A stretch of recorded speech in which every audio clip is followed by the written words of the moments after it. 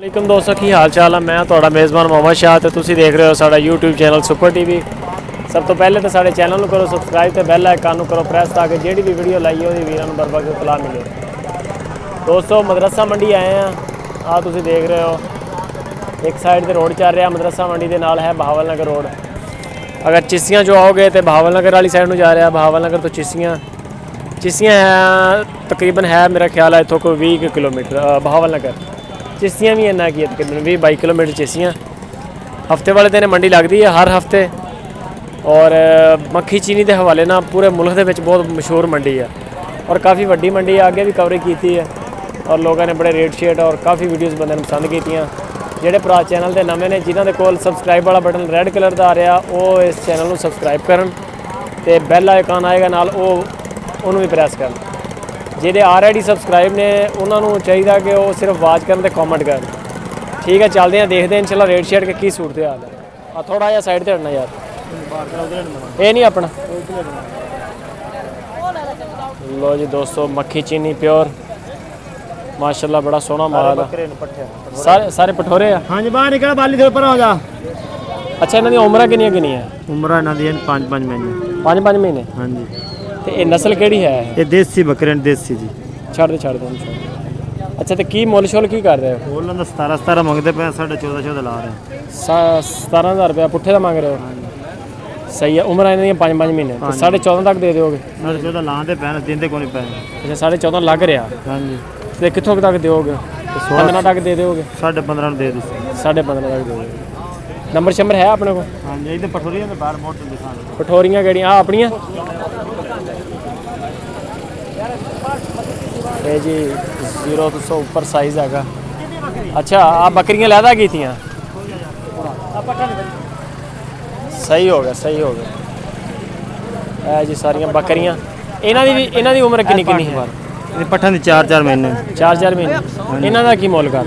इन्हां दा मोल मंगते बस 17,000। तो लगदे किन्ने लगदा पे 13,500। 13,500। हाँ जी। तो कितों तक दोगे? 14.5 में दे दी। 14.5 तक दे दोगे? अगले। अच्छा इन्हां दी उम्र है 4-4 महीने। नस्लां केड़ियां है? देसी प्योर मक्खी चीनी मदरसे का माल। मदरसे का प्योर मक्खी चीनी। होर केड़ा माल अपने को? ऊपर। अच्छा मेरा ख्याल उम्रां दे हिसाब नाल तुसीं लैदा कीता है। हाँ जी। चलो आओ इधर। ज़बरदस्त हो गया।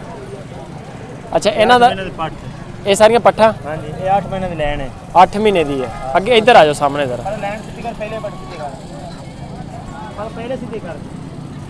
अच्छा इन्हां दी उम्र 8-8 महीने है। हाँ जी।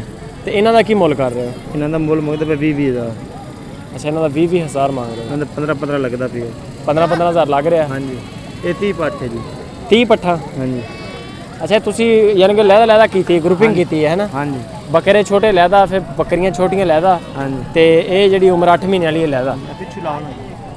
अच्छा ये सारियां यानी कि तुसी दोगे कितों तक है? ये जी सानू 15.5 नु आगे दे दी। 15,500 अगर कोई बंदा पावे? हाँ जी कोई पावे तो दे दी। सारी ढेरी दे दोगे? सारी दे दी।